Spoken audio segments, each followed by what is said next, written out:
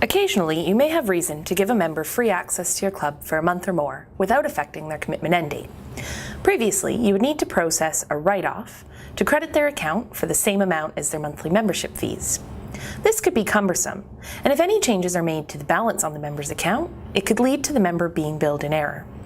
A new update from Clubwise will help simplify this process for you and your club.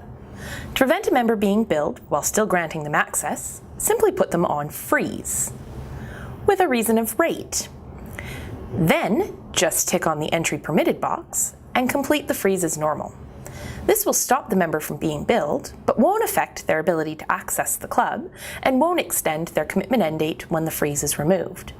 You can also enter a freeze amount if you'd like to alter the amount the member is direct debited during the time they're on freeze. Remember, in order for the member to have access, you must use the freeze reason of rate, and you must tick on the entry permitted button. If you choose any other reason or do not tick that box, the member will be placed on a standard freeze and access will be denied. If you have any questions, please don't hesitate to give us a call, and we hope you enjoy this new update from Clubwise.